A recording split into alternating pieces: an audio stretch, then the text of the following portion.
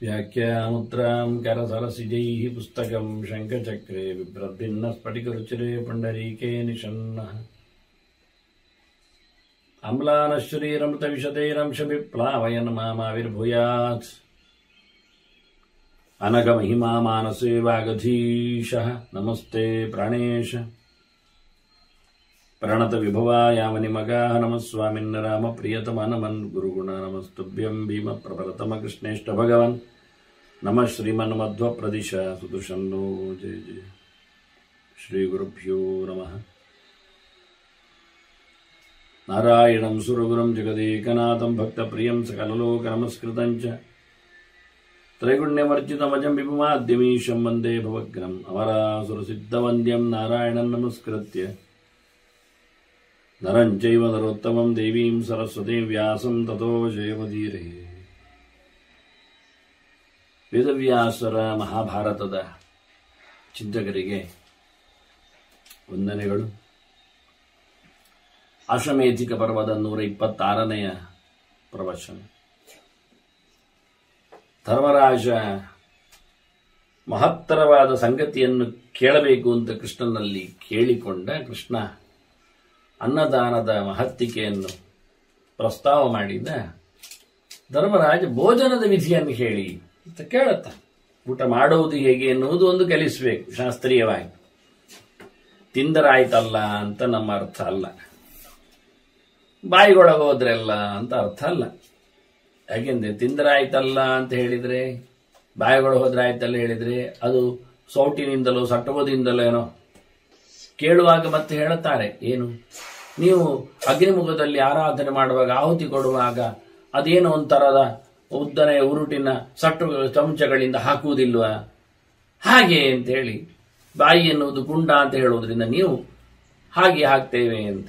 ವಾಸ್ತವವಾಗಿ ಕೈ ಎನ್ನುವುದು ಸುರುಸುರುವ ಅಂತ ಅವರಿಗೆ ಅರ್ಥ ಆಗುವುದಿಲ್ಲ. ಹೀಗಾಗಿ ತಿಂದರೆ ಸರಿಯಲ್ವಾ ಅಂತಲ್ಲ, ಭೋಜನಕ್ಕೆ ಒಂದು ಶಾಸ್ತ್ರೀಯವಾದ ವಿಧಾನ ಇದೆ.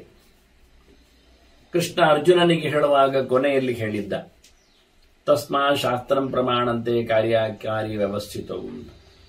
ಮಾಡು ಬಿಡು ಹೇಳುವುದಕ್ಕೆ, ಅದು ಸರಿ ಇದು ತಪ್ಪು ಅಂತ ಹೇಳುವುದಕ್ಕೆ ಒಂದು ಶಾಸ್ತ್ರ ಇದೆ. ವಿಧಿ ನಿಷೇಧಗಳು ಅಂತಲ್ಲಿ ಬರ್ತವೆ. ನಮಗಿಷ್ಟ ಬಂದಾಗೆ ಮಾಡಲಿಕ್ಕಿಲ್ಲ ಅಂತ ಕೃಷ್ಣ ಜೋರು ಮಾಡಿದ್ದ. ಕಟ್ಟಳೆಗಳೆಲ್ಲ ದೇವರು ಮಾಡಿದ್ದು. ಹಾಗಾಗಿ ದೇವರು ಅದಕ್ಕೆ ಸಮರ್ಥನೆಯನ್ನು ಕೊಡ್ತಾರೆ, ಫಲವನ್ನು ನೀಡುತ್ತಾರೆ. ಅದನ್ನ ಮಾಡು ಬಿಡಿ ಎನ್ನುವುದಕ್ಕೆ ದೇವರೇ ಅಥಾರಿಟಿ ಹೊರತು ನಾವಲ್ಲ. ನಾವು ಇಷ್ಟ ಬಂದಂತೆ ಶಾಸ್ತ್ರವನ್ನು ಅರ್ಥ ಬೇರೆ ಮಾಡಿಯೋ ಬದಿಗಿಟ್ಟೋ ಇನ್ನಷ್ಟು ಸೇರಿಸಿಕೊಂಡು ಮಾಡ್ಲಿಕ್ಕೆ ಹೋದ್ರೆ ಹಾಳಾಗ್ತೇವೆ, ಸಫಲರಾಗುವುದಿಲ್ಲ ಅಂತ ಕೃಷ್ಣನ ಮಾತು. ಯಶಾಸ್ತ್ರ ವಿಧಿ ಮುತ್ಸೃಜ್ಯ ವರ್ತತೆ ಕಾಮಕಾರತಃ ಅಂತ ಹೇಳಿ ನಸ ಸಿದ್ಧಿಮ ಮಾಪ್ನೋತಿ. ಆದ್ರಿಂದ ಇಲ್ಲಿ ಧರ್ಮರಾಜ ಕೇಳುತ್ತಾನೆ, ಭೋಜನದ ವಿಧಿ ಹೇಳುವು ಅಂತ, ಹೇಗೆ ಮಾಡಲಿಕ್ಕೆ ಉಂಟು ಅಂತ. ಶಾಸ್ತ್ರ ಹೇಳಿದಂತೆ ಮಾಡಿದರೆ ಸ್ವರ್ಗಾದಿಗಳು, ಶಾಸ್ತ್ರ ಹೇಳಿದಂತೆ ಮಾಡದೆ ಹೋದರೆ ನರಕಾದಿಗಳು. ಇದು ಕ್ರಮ. ಆದ್ರಿಂದ ನಮಗೆ ಒಳ್ಳೆ ರಿಸಲ್ಟ್ ಬರಲಿಕ್ಕೋಸ್ಕರ ಹೇಗೆ ಊಟ ಮಾಡುವುದು ಅಂತ ಊಟ ಮಾಡಲಿಕ್ಕೂ ಹೇಳಿಕೊಡ್ಲಿಕ್ಕೆ ಉಂಟು ನೋಡಿ ಶಾಸ್ತ್ರ ಪ್ರಕಾರದ. ಕೃಷ್ಣ ಹೇಳ್ತಾನೆ, ಪಾಣಿನ ಜಲಮುದ್ರತ್ಯ ಕುರ್ಯಾದನ್ನಂ ಪ್ರದಕ್ಷಿಣಂ. ಮೊದಲಿಗೆ ಪರಿಷೇಕ ಮಾಡಲಿಕ್ಕೆ ಉಂಟು ಅಂತ ಹೇಳುತ್ತಾನೆ. ಅವನಿಗೆ ಬಡಿಸಿದ ಅನ್ನವನ್ನು ಆ ಎಲೆಗೆ ಸುತ್ತನೆ ನೀರನ್ನು ಹಾಕ್ಲಿಕ್ಕೆ ಉಂಟು ಅಂತ. ಅದಕ್ಕೆ ಪರಿಷೇಕ ಅಂತ ಹೇಳುದು. ಪರಿಂದ ಸುತ್ತಲು ಅಂತ. ಸುತ್ತಲು ಹಾಕುವುದು ಹೇಗೆ? ಗಿಂಡಿಯ ಕೊಂಡಿಯಿಂದ ಹಾಕಿ ಬಿಡುವನ? ಆಗುವುದಿಲ್ಲ. ಚಮಚದಿಂದ ಉದ್ದರಣೆಯಿಂದ ಬಿಡುವನ? ಸರಿ ಇಲ್ಲ. ಕೈಯಿಂದ ಅಂತ ಕೃಷ್ಣ ಹೇಳ್ತಾನೆ, ಪಾಣಿನ ಅಂತ. ನೀವು ಕೈಗೆ ನೀರು ಹಾಕಿಕೊಂಡು ಕೈಯಿಂದಲಾಗಿ ಎಲೆಯ ಸುತ್ತಕ್ಕೆ ಪರಿಷೇಕವನ್ನು, ಅಂದ್ರೆ ಉಳಿದ ಡೆವಿಲ್ ಫೋರ್ಸ್ಗಳು ಆ ಎಲೆಯ ಮೇಲೆ ಸುತ್ತಮುತ್ತಲಿನಿಂದ ಆಕ್ರಮಣ ಮಾಡಬಾರದು ಎನ್ನುವ ಒಂದು ಇರಾದೆ ಇದೆ ಒಟ್ಟಿಗೆ. ಅರ್ಥದಲ್ಲಿ ಅನೇಕ ಅರ್ಥಗಳಿವೆ. ಪರಿಷೇಕ ಎನ್ನುವುದು ಕುಂಡದಲ್ಲಿಯೂ ಅಗ್ನಿ ಆಹುತಿ ಕೊಡುವ ಮುಂಚೆ ಕುಂಡಕ್ಕೆ ಪರಿಷೇಕ ಮಾಡಲಿಕ್ಕೆ ಉಂಟು, ಸುತ್ತ ನೀರು ಹಾಕಿಕೊಳ್ಳಿ. ಈಗ ಪರಿಷೇಕ ಮಾಡಿದ ತಕ್ಷಣ ಮತ್ತೆ ಅವನು ಅಪೋಷಣ ಮಾಡಲಿಕ್ಕಿದೆ. ಕೃಷ್ಣ ಹೇಳುತ್ತಾನೆ ಅದೇ ನೀರಿನಿಂದಲ್ಲ ಅಂತ. ಅಭಿಷೇಕ ಮಾಡಿ ಅದೇ ಉಳಿದ ನೀರಿನಲ್ಲೇ ಮತ್ತೆ ಬಾಯಿಯೊಳಗೆ ಅಪೋಷಣ ಮಾಡಿಕೊಳ್ಳುವುದಲ್ಲ. ನಿಜವಾಗಿ ಪರಿಷೇಕ ಮಾಡಿದ ನಂತರ ಅನ್ನವನ್ನು ಮುಟ್ಟಿಕೊಂಡು ಜಪ ಮಾಡಲಿಕ್ಕೆ ಉಂಟು, ಇನ್ನಿತರ ಪ್ರೋಸೆಸ್ಗಳಿವೆ ನಿಜವಾಗಿ. ಆದರೆ ಅದನ್ನೆಲ್ಲ ಮಾಡದೆ ಕೆಲವರು ಮಾಡೋದು ನೋಡಿದ್ದೇನೆ ನಾನು. ಪರಿಷೇಕ ಮಾಡಿದಾಗ ಉಳಿದ ನೀರನ್ನು ಸ್ವೀಕರಿಸುವ ಮುಂಚೆ ಅನ್ನ ಮುಟ್ಲಿಕ್ಕುಂಟ ಹೇಳಿದ್ರೆ ಅನ್ನವನ್ನು ಅಡಿಕೆಯಿಂದ ಮುಟ್ಟುವುದು, ಮುಂಗೈಯಿಂದ ಮುಟ್ಟಿಯಾಗಿ ಅಂಗೈಯಲ್ಲಿ ನೀರು ಉಳಿದಿದೆ, ಆ ಅಪೋಷಣ ಪಡಿತಾನೆ. ಕೃಷ್ಣ ಹೇಳುತ್ತಾನೆ ಅಪೇಯಂ ತದ್ವಿಜಾನೀಯಾತ್ ಪೀತ್ವಾ ಚಾಂದ್ರಾಯಣಂಚರೇತ್. ಪರಿಷೇಕ ಮಾಡಿದ್ದರಲ್ಲಿ ಉಳಿದ ನೀರನ್ನು ಸ್ವೀಕಾರ ಮಾಡುವಂತಿಲ್ಲ. ಪರಿಷೇಕಕ್ಕೆ ಎತ್ತಿಕೊಂಡ ನೀರನ್ನು ಪೂರ್ತಿ ಪರಿಷೇಕದಲ್ಲೇ ಮುಗಿಸಬೇಕು ಎಲೆಯ ಸುತ್ತ. ಆನಂತರ ಎಲೆಯಲ್ಲಿ ಹಾಕಿದ ಅನ್ನವನ್ನು ಅಭಿಮಂತ್ರಣ ಮಾಡಿಕೊಂಡು ಅಪೋಷಣ ಮಾಡಲಿಕ್ಕೆ. ಒಂದೊಮ್ಮೆ ಕೈಯಲ್ಲಿನ ಶೇಷವನ್ನೇ ಕುಡಿದು ಬಿಟ್ರೆ ಅವನು ಮತ್ತೆ ಚಾಂದ್ರಾಯಣ ವ್ರತ ಮಾಡಲಿಕ್ಕೆ ಉಂಟು. ಚಾಂದ್ರಾಯಣ ವ್ರತ ಕಳೆದ ಬಾರಿ ಹೇಳಿದ್ದೇನೆ ಹೇಗೆ ಅಂತ. ತುತ್ತು ಪಕ್ಷಕ್ಕೆ ಅನುಗುಣವಾಗಿ, ತಿಥಿಗೆ ಅನುಗುಣವಾಗಿ, ಶುಕ್ಲ ಪಕ್ಷಕ್ಕೆ ಕೃಷ್ಣ ಪಕ್ಷಕ್ಕೆ ಅನುಗುಣವಾಗಿ ವೃದ್ಧಿ ಮತ್ತೆ ರಾಸ ಆಗುವ ರೀತಿಯಲ್ಲಿ 1 ತಿಂಗಳ ವ್ಯವಸ್ಥೆ. ಪರಿವೇಶನ ಜಲಾತ್ ಅನ್ಯತ್, ಸುತ್ತು ಕಟ್ಟಿದ ನೀರಿಗಿಂತ ಬೇರೆಯಾದದ್ದು ಪೇಯಮೇ ಮತ್ತು ಮಂತ್ರವತ್ತು. ಮಂತ್ರ ಹೇಳಿಕೊಂಡು ಬೇರೆ ನೀರನ್ನು ಅಪೋಷಣವಾಗಿ ಅಮೃತೋಪಸ್ತರಣಮಸಿ ಅಂತ ಹೇಳಿಕೊಂಡು ಸ್ವೀಕಾರ ಮಾಡಲಿಕ್ಕೆ ಇರುವಂಥದ್ದು. ಆ ನೀರು ಬೇರೆ. ಮತ್ತೆ ನಿಮಗೆ ನಡುವೆ ಕುಡಿಲಿಕ್ಕೆ ಇರುವ ನೀರು ಬೇರೆ, ಪರಿಷೇಚನದ್ದು ಅಲ್ಲ, ಪ್ರತ್ಯೇಕವಾದದ್ದೇ, ವೈಯಕ್ತಿಕವಾಗಿ ಇದು ಯಾಜ್ಞಿಕ ಕರ್ಮಕ್ಕೆ ಉಪಯೋಗಿಸಲ್ಪಡತಕ್ಕಂಥ ನೀರು ಅಂತ ಅರ್ಥ. ವೈಯಕ್ತಿಕವಾಗಿ ಕುಡಿಲಿಕ್ಕಿರತಕ್ಕ ನೀರಿನ ಕಥೆ ಲೋಟೆಯೇ ಬೇರೆ ಇರಬೇಕು, ಪದಾರ್ಥವೇ ಬೇರೆ ಇರಬೇಕು, ದೊಣ್ಣೆಯೇ ಬೇರೆ ಇರಬೇಕು, ತಟ್ಟೆಯೇ ಬೇರೆ ಇರಬೇಕು. ಅದನ್ನೆಲ್ಲ ಪ್ರತ್ಯೇಕವಾಗಿ ಕೃಷ್ಣ ಇಲ್ಲಿ ಮಾತಿನಲ್ಲಿ ಊಟದ ವಿಧಿಯಲ್ಲಿ ಹೇಳುತ್ತಾನೆ. ಮತ್ತೆ ಪರಿಷೇಚನ ಮಾಡಿದ ತಕ್ಷಣ ಅಪೋಷಣವನ್ನು ಪಡೆದರೆ ಮಂತ್ರವತ್, ಮಂತ್ರ ಹೇಳಿ ಅಮೃತೋಪಸ್ತರಣಮಸಿ ಜುಹೋಮಿ ಸ್ವಾಹ ಅಂತ ಮಂತ್ರ ಹೇಳಿ ಅಪೋಷಣ ಪಡೆದ ನಂತರ 5 ಪ್ರಾಣಾಹುತಿ ಕೊಡ್ಲಿಕ್ಕೆ ಉಂಟು ಹೇಳ್ತಾನೆ. ಪಂಚ ಪ್ರಾಣಾಹುತಿ ಕುರಿಯಾತ್ ಸಮಂತ್ರಂತು ಪೃಥಕ್ ಪೃಥಕ್. 5 ಕೊಡ್ಲಿಕ್ಕೆ ಉಂಟು ಹೇಳಿ ಒಮ್ಮೆಲೆ 5 ಎತ್ತಿ ಬಾಯೊಳಗೆ ತುಂಬಿಸುವುದಲ್ಲ, ಎಲೆಯಿಂದ ಒಂದಿಷ್ಟು ತೆಗೆದು ಬಾಯಿ ಹತ್ತಿರದಲ್ಲಿ ಹೋಗಿ ಅದು ಮಾಡ್ತಾರೆ. ಬಾಯಿ ಹತ್ತಿರದಲ್ಲಿ ತಂದು 5 ಬಾರಿ ತಿಂದು ಬಿಡುದು, ಎತ್ತಿಕೊಂಡದೊಂದೇ ಬಾರಿ, ಅದಾಗುದಿಲ್ಲ ಕೃಷ್ಣ ಅಂತ 5 ಬಾರಿ ತೆಗಿಲಿಕ್ಕುಂಟು. ಪ್ರಾಣಾಹುತಿ ಮಂತ್ರ ಅಂತ ಉಪನಿಷತ್ತು ಉಲ್ಲೇಖ ಮಾಡಿ ಪಂಚ ಇದೆ, 5 ಪ್ರಾಣರಿಗೆ ಆಹುತಿ ಕೊಡುವುದು ಅಂತ ಬಾಯೊಳಗೆ. ಪ್ರಾಣಾಯ ಸ್ವಾಹ, ಅಪಾನಾಯ ಸ್ವಾಹ, ವ್ಯಾನಾಯ ಸ್ವಾಹ, ಉದಾನಾಯ ಸ್ವಾಹ, ಸಮಾನಾಯ ಸ್ವಾಹ ಅಂತ ಪ್ರಾಣಾಹುತಿಗೂ ಪ್ರಾಣ ಮುದ್ರೆಗೂ ಸಂಬಂಧ ಇದೆ, ಮಂತ್ರಕ್ಕೂ ಸಂಬಂಧ ಇದೆ. ಮಂತ್ರದಲ್ಲಿ ಹೇಳಿಕೊಂಡು ಪ್ರಾಣಾಯ ಸ್ವಾಹೇತಿ ಪ್ರಥಮಾಂಜುಹೋತಿ ಅಂತ ಶ್ರುತಿಕಾರ ಉದ್ಧಾರ ಮಾಡುತ್ತಾರೆ. ಪ್ರಾಣಾಯ ಸ್ವಾಹ ಅಂತ ಹೇಳಿ ಇದು ಮೊದಲ ಮಂತ್ರ ಅಂತ. ಆಗ ಪ್ರಾಣಮುದ್ರೆಯಿಂದ ತೆಗಿಲಿಕ್ಕುಂಟು. ಪ್ರಾಣಮುದ್ರೆ ಮುದ್ರಾ ಸಮೀಕ್ಷೆಯಲ್ಲಿ ನಾನು ಸುಮಾರು 200 ಮುದ್ರೆಗಳ ಬಗ್ಗೆ ನಿತ್ಯ ಉಪಯೋಗಕ್ಕೆ ಬರುವಂತೆ, ಜಪ ಪೂಜೆ ಈ ಪ್ರಕರಣಗಳಲ್ಲೆಲ್ಲ ಬರುವಂತೆ ಪ್ರಮಾಣ ಪೂರ್ವಕವಾಗಿ ಚಿತ್ರಸಹಿತವಾಗಿ ವಿವರಣೆಗಳ ಜೊತೆಯಲ್ಲಿ ಕೊಟ್ಟಿದ್ದೇನೆ. ಅಂದ್ರೆ ನನಗಿಂತ ಹಿಂದೆ ಈ ಮುದ್ರೆಗಳ ಪ್ರಕಾಶ ಅಂತ ಇರಲಿಲ್ಲ. ಹೇಳಿಕೊಡುವುದೇ ಕಡಿಮೆ ಜನ. ಊಟ ಮಾಡುವಾಗ ಆಹುತಿಗಳನ್ನು ಪಂಚ ಪ್ರಕಾರ ಸ್ವೀಕಾರ ಮಾಡಲಿಕ್ಕೆ ಇಷ್ಟೇ ಹೇಳಿಕೊಡುತ್ತಾರೆ. ಹಾಗಾದ್ರೆ ಪ್ರತ್ಯೇಕವಾಗಿ ಮಾಡಬೇಕೆನ್ನುವ ಮುಖ್ಯ ವಿಷಯ ಉಂಟಿಲ್ಲಿ. ಒಮ್ಮೆ ಎತ್ತಿಕೊಂಡು 5 ಬಾಯಿ ಸತ್ತಿ ತಿನ್ನುವುದಲ್ಲ, ಪ್ರತಿ ಬಾರಿಯೂ ಎಲೆಯಿಂದ ಬಾಯಿಗೆ ಹಾಕ್ಲಿಕ್ಕುಂಟು ಎನ್ನುವುದೊಂದು ತತ್ವ ಇದೆ. ಆದರೆ ಹೇಗೆ ತೆಗೆಯುವುದು, ಎಷ್ಟು ತೆಗೆಯುವುದು, ಅದಕ್ಕೆ ಆಯಾ ಮಂತ್ರಗಳ ಮುದ್ರೆ, ಪ್ರಾಣ ಅಪಾನ ಜ್ಞಾನೋದಾನ ಸಮಾನ ಅಂತ 5 ಜನ ಇದ್ದಾರಲ್ಲ, 5 ಮುದ್ರೆಗಳೇ ಪ್ರತ್ಯೇಕ ಇವೆ. ಇದು ನೈವೇದ್ಯ ಪ್ರಕರಣದಲ್ಲಿಯೂ ಪ್ರಧಾನ, ಅದು ಉಪಯೋಗಕ್ಕೆ ಬರ್ತದೆ ದೇವರ ಸಮರ್ಪಣೆ ವಿಧಾನದಲ್ಲಿ. ನಾವು ತಿನ್ನುವಾಗಲೂ ಹಾಗೆ ಅಪೋಷಣ ಮಾಡಿದ ಬಳಿಕ ಊಟದ ಮುಂಚೆ. ಹಾಗಾಗಿ ಅದು 2 ರೀತಿಯ ಮುದ್ರೆಗಳಿವೆ. ಅದು ಮುಖ್ಯವಾಗಿ ಉಪಯೋಗಿಸಿಕೊಳ್ಳಬೇಕಾದ್ದು 3 ಬೆರಳಿನಿಂದ ಪ್ರಾಣಾಹುತಿ ಪಡೀಲಿಕ್ಕೆ.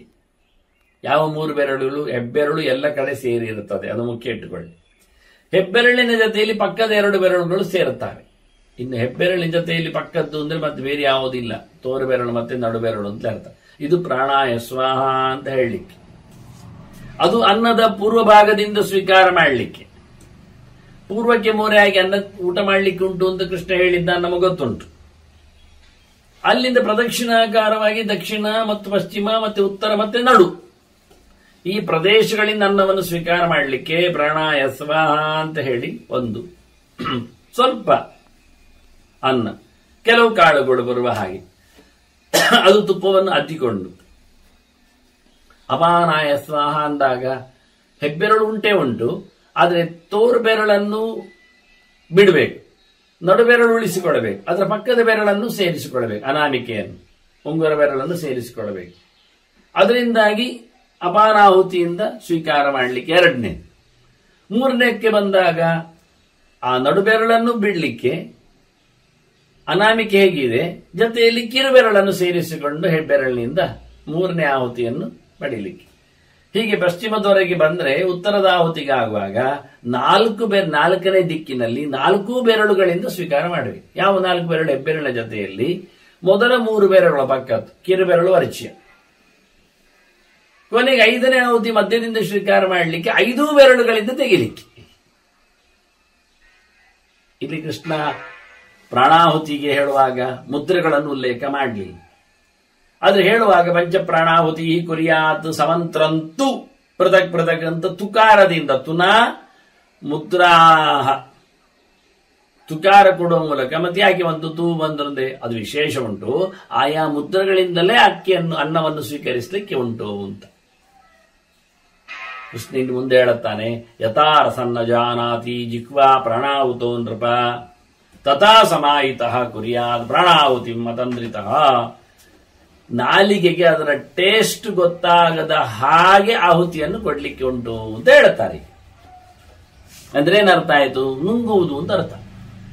ಹಲ್ಲಿನೆಡೆಗೆ ನಾಲಿಗೆಯನ್ನು ಸೇರಿಸಿಕೊಂಡು ಆಹುತಿಯನ್ನು ಉಪಯೋಗಿಸಿ, ಅಂದ್ರೆ ನಾಲಿಗೆಯ ತುದಿಗಳಲ್ಲಿ ಎಲ್ಲ ಬದಿಯಲ್ಲಿ ಎಲ್ಲ ಅದರದ್ದು ರಸದ ಆವಿಷ್ಕಾರ ಮಾಡಿಕೊಳ್ಳುವ ಕೋಶಗಳಿವೆ. ಅದಕ್ಕೆ ತಾಗದಂತೆ ಹೇಳಿದ್ರೆ ಒಳಾಬದಿಗೆ, ನಾಲಿಗೆ ಒಳಾಬದಿಗೆ ಆಹುತಿಯ ಸ್ವೀಕಾರ. ಅಂದ್ರೆ ಕುಂಡಕ್ಕೆ ಆಹುತಿ ಹಾಕುವ ಹಾಗೆ ಬಾಯಿಯನ್ನು ತೆರೆದು ಕುಂಡದಂತೆ ಗಮನಿಸಿ ನಾಲಿಗೆಯನ್ನು ಇಟ್ಟುಕೊಳ್ಳದೆ ಸೀದ ಬಾಯೊಳಗಾಗಿ ಸೀದ ನುಂಗಲಿಕ್ಕೆ. ಇನ್ನು ನಾನು ಹೇಳಿಕೊಟ್ಟೆ ಹೇಳ್ತಾ ಇದ್ದಾನೆ ಕೃಷ್ಣ ಅಂತ ಹೇಳಿ ಇನ್ನು ಆಟದಾಗೆಲ್ಲ ಇದು ನೆಲಗಡ್ಲೆಲ್ಲ ಹಾಗೆ ಮಾಡ್ಲಿಕ್ಕೆ ಬರ್ತದೆ ಹೇಳಿ ನೀವು ಹಾಗೆ ಮಾಡ್ಲಿಕ್ಕೆ ಅಭ್ಯಾಸ ಇಲ್ಲದೆ ಮಾಡ್ಲಿಕ್ಕೆ ಹೋಗ್ಬೇಡಿ. ಮತ್ತೆ ಇನ್ನೊಬ್ಬರ ಮುಖದೊಳಗೆ ಓದಿತ್ತು ಮನೆಗೆ ನೀವು ಎಸೆದ ಪ್ರಾಣಾಹುತಿಯ ನೆಲಗಡ್ಲೆ. ಮತ್ತೆ ನೆಲಗಡ್ಲೆ ತಿನ್ನುವಾಗ ಹೇಳಿದ್ದಲ್ಲ, ಇದು ಅನ್ನದ ಆಹುತಿಯ ಅನ್ನಕ್ರಮದ ಬಗ್ಗೆ ಪ್ರಕರಣ. ಅನ್ನ ನಿಧಾನವಾಗಿ ಅದು ಅಭ್ಯಾಸ ಮಾಡ್ಲಿಕ್ಕೆ ಉಂಟು. ನೀವು ಇಷ್ಟೆಲ್ಲ ಹೇಳಿಕೊಡ್ಬೇಕಾಗಿಲ್ಲ. ನಾನು ಸ್ವಲ್ಪವೇ ರಾಶಿಯನ್ನು, ಕೆಲವರ ಪ್ರಾಣಾಹುತಿ ಬಹಳ ದೊಡ್ಡದಿರ್ತದೆ, ದಪ್ಪ ದಪ್ಪ ಇರ್ತದೆ, ಕೈಯಲ್ಲಿ ಹಿಡಿದಷ್ಟೇ ಅಲ್ಲ, ಅದೆಲ್ಲ ಮಾಡ್ಲಿಕ್ಕೆ ಹೋಗ್ಬಿಡಿ. ಪಂಚ ಪ್ರಾಣಾಹುತಿಗಳನ್ನು ಸ್ವೀಕಾರ ಮಾಡುವಾಗ ದೇವರ ಎಚ್ಚರ ಇರಬೇಕು, ಗಡಿಬಿಡಿ ಮಾಡ್ಲಿಕ್ಕಿಲ್ಲ. ಮಂತ್ರವನ್ನು ಪೂರ ಪ್ರಾಣಾಯ ಓಂ ಪ್ರಾಣಾಯ ಸ್ವಾಹ ಓಂ ಬಾಯೊಳಗೆ ಹೋಗ್ಲಿಕ್ಕೆ, ಓಂ ಅಪಾನಾಯ ಸ್ವಾಹ ಓಂ ಬಾಯೊಳಗೆ ಹಾಕೊಳ್ಳಿಕ್ಕೆ. ಹೀಗೆ ಪಂಚ ಪ್ರಾಣಾಹುತಿಗಳನ್ನು ವಿಧಿತ್ವ ಅನ್ನಂ ಅಥ ಅನ್ನಾದಂ ಪಂಚ ಪ್ರಾಣಾಂಶ್ಚ ಪಾಂಡವ. ಪಂಚಪ್ರಾಣರನ್ನು ನೆನಪು ಮಾಡಿಕೊಳ್ಳಬೇಕು. ನಮ್ಮ ದೇಹದಲ್ಲಿ ಅವರು ಶಕ್ತಿ ತುಂಬಿಸುವವರಾಗಿ, ಬೇಡವಾದ್ದನ್ನು ಹೊರಗೆ ಕಡಿಸುವವರಾಗಿ, ಎಲ್ಲ ಕಡೆಯೂ ನಮ್ಮನ್ನು ಗಟ್ಟಿ ಮಾಡುವವರಾಗಿ, ನಮ್ಮನ್ನು ಮೇಲಕ್ಕೆ ಸ್ಥಿತಿಸ್ಥಾಪಕತ್ವದ ಶಕ್ತಿಯಲ್ಲಿ ನಿಲುಗಡೆ ಮಾಡಿಸುವಳ್ಳಿ ಆಗುವ ಹಾಗೆ, ಸಮಾನವಾಗಿ ನಮ್ಮನ್ನು ಉಳಿಸುವ ಹಾಗೆ ಬ್ಯಾಲೆನ್ಸಿಂಗ್ ಈ ಎಲ್ಲ ಜಾಯಿಂಟ್ಗಳಲ್ಲಿ, ಕೆಲವರು ಮೇಲೆ ಕೆಳಗೆ ಹೋಗುವ ಗಾಳಿಗಳಲ್ಲಿ ಇವೆಲ್ಲ ಕೂತಿದ್ದಾರಲ್ಲ ಈ ಪಂಚಪ್ರಾಣರು, ಅವರನ್ನು ಯೋಚನೆ ಮಾಡರಿ.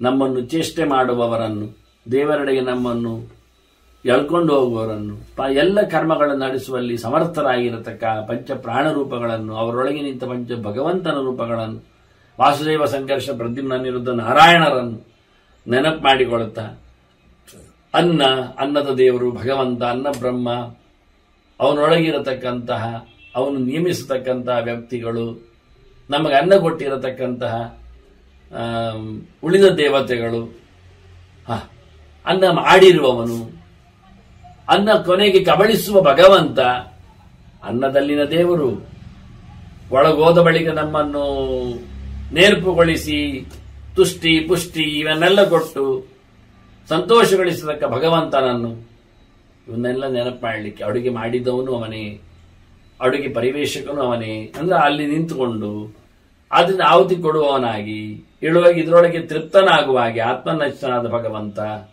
ಇವನ್ನೆಲ್ಲ ದೇಹದಲ್ಲಿರತಕ್ಕ ಭಗವಂತ ಇವರನ್ನೆಲ್ಲ ನೆನಪಿಸಿಕೊಂಡು ಆಹುತಿಯನ್ನು ಕೊಡ್ಲಿಕ್ಕುಂಟು. ಈ ರೀತಿಯಾಗಿ ಆಹುತಿಯನ್ನು ಕೊಟ್ಟವ ನಿಜವಾಗಿ ಪ್ರಾಣನು ಭಗವಂತನು ಅವನಿಗೆ ಇಷ್ಟನಾಗ್ತಾನೆ, ಅನುಗ್ರಹ ಮಾಡ್ತಾನೆ. ಚಕ್ಕುರಿಯಾದಾಹುತಿ ಪಂಚತೇನ ಇಷ್ಟ ಪಂಚವಾಯವ, ಪಂಚವಾಯುಗಳು, ಪಂಚ ಪ್ರಾಣರು, ಪಂಚ ಭಗವಂತನ ರೂಪಗಳು ಇವರೆಲ್ಲ ಇವನಿಗೆ ಅನುಗ್ರಹ ಮಾಡ್ತಾರೆ. ಆಹುತಿಗಳು ಮೂಲಕ ಅವರನ್ನು ಸಂತೋಷಪಡಿಸಿದಂತೆ ಆಗ್ತದೆ. ಮಾಡದೇ ಇದ್ರೆ ಅಥೋನ್ಯತಾತು ಭುಂಜಾನಃ ಬ್ರಾಹ್ಮಣ ಜ್ಞಾನ ದುರ್ಬಲ ತೇನ ಅಸ್ಮೇ ಅನ್ನೇನ ಅಸುರಾನ್ನ ಪ್ರೇತಾನ್ನ ರಾಕ್ಷಸಾನ್ನ ತರ್ಪಯಿಷ್ಯತಿ. ಒಂದೊಮ್ಮೆ ಅನುಕೂಲ ಉಳ್ಳವನಾಗಿ ಸಂಸ್ಕಾರ ಪಡೆದವನು ಸರಿಯಾಗಿ ಇಂತಹ ಪರಿವೇಶನದ ಜೊತೆಯಲ್ಲಿ ಅನ್ನ ಸ್ವೀಕಾರವನ್ನು ಆಹುತಿಯನ್ನಾಗಿ ಯಜ್ಞವನ್ನಾಗಿ ವೈಶ್ವಾನರ ಯಜ್ಞವನ್ನಾಗಿ ನಡೆಸಿಕೊಡದವನು ಸೀದು ಹೋಗಿ ಹೋಗಿ ಪಂಚಪ್ರಾಣಾಹುತಿ ಕೊಡದೆ ತಿಂದು ಬಿಟ್ಟಾರೆ. ಬುದ್ಧಿ ನೆಟ್ಟಗಿಲ್ಲದವನು ಅಂತ ಅರ್ಥವ, ಚೆನ್ನಾಗಿ ಕಲಿತಿಲ್ಲ ಎನ್ನುವುದು ಅರ್ಥ. ಏನು ಹುಟ್ಟಿ ಬಂದಿದ್ದಾನೆ ಸಂಸ್ಕಾರವಂತರವನ್ನೇ ಎಲ್ಲಿಂತಿಷ್ಟೇ. ಹೀಗಾಗಿ ಶಾಸ್ತ್ರವಿದ್ಯುಕ್ತವಾಗಿ ಊಟ ಮಾಡದೇ ಇದ್ದವ, ಆಹುತಿ ಪಂಚ ಕೊಡದೆ ಊಟ ಮಾಡಿದವ, ಅವನ ಊಟವನ್ನು ಅಸುರರು, ಪ್ರೇತಗಳು, ರಾಕ್ಷಸರು ಕಬಳಿಸ್ತಾರೆ. ತೇನಾನ್ನೇನ ಅಸುರಾನ್ನ ಪ್ರೇತಾನ್ನ ರಾಕ್ಷಸಾನ್ ತರ್ಪಯಿಷ್ಯತಿ. ಇವನು ಆಹುತಿ ಕೊಡದೆ ತಿಂದ್ರೆ ಅವರಿಗೆಲ್ಲ ತಿನ್ನಿಸಿದ ಹಾಗೆ ಅಂತ ಅರ್ಥ. ಅವರೆಲ್ಲ ನಮ್ಮ ಮೈಯಲ್ಲಿ ಕೂತಿರ್ತಾರೆ.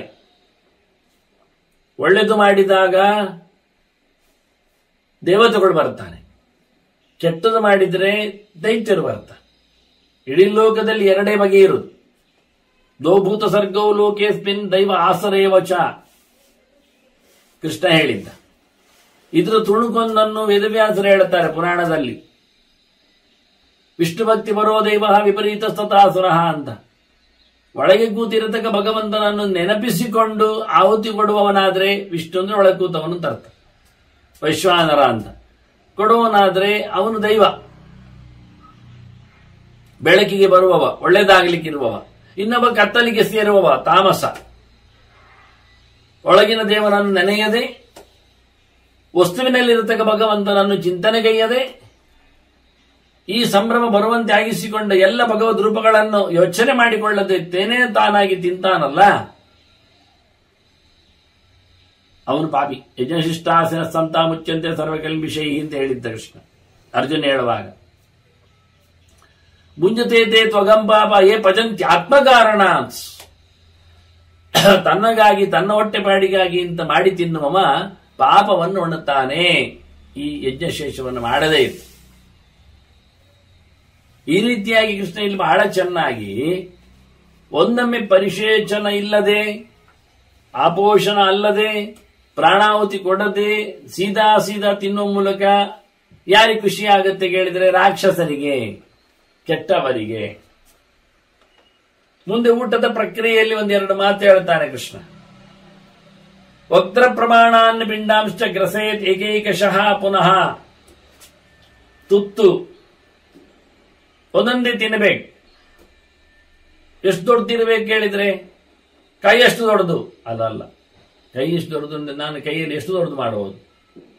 ಫುಟ್ಬಾಲ್ ಅಷ್ಟು ದೊಡ್ಡದು ಕೈಯಲ್ಲಿ ಬರೋದಿಲ್ವಾ? ಪ್ರಯೋಜನ ಆಗಲಿ. ಅದು ಕೇಳ್ತಾರೆ, ಅವನೇನು ಪಾತ್ರೆಯನ್ನು ಇಟ್ಕೊಂಡಿದ್ದಾನೆ ಕೇಳ್ಬೋದು ನೀವು, ಫುಟ್ಬಾಲ್ ಅಷ್ಟು ಮಾಡ್ಲಿಕ್ಕೆ ಉಂಡೆ. ಕೃಷ್ಣ ಹೇಳ್ತಾನೆ ಬಾಯಿಗೆ ಹಿಡಿಯುವಷ್ಟು ಅಂತ ಹೇಳ್ತಾನೆ. ವಕ್ರ ಪ್ರಮಾಣ, ಬಾಯೊಳಗೆ ಹಾಕುವ ಆಹುತಿಯ ನಂತರದಲ್ಲಿ ಊಟ ಮಾಡುವ ಪ್ರಕ್ರಿಯೆ ಹೇಳ್ತಾನೆ ಕೃಷ್ಣ. ಊಟ ಮಾಡುವಾಗ ಹೇಗಿರ್ಬೇಕು ಹೇಳಿದ್ರೆ ಬಾಯಿಯೊಳಗೆ ಹಿಡಿಯುವಷ್ಟೇ ಹಾಕೊಳ್ಳಬೇಕು.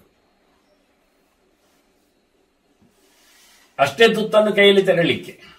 ಈ ತುತ್ತು ಲೆಕ್ಕ ಯಾಕೆ ಹೇಳಿದ ಅಂದ್ರೆ ಪ್ರತಿಯೊಬ್ಬರಿಗೂ ತುತ್ತು ಲೆಕ್ಕ ಉಂಟಲ್ಲ. ಗೃಹಸ್ಥನಿಗೂ 32 ಅಲ್ವಾ? 32 ಗೃಹಸ್ಥಸ್ಯ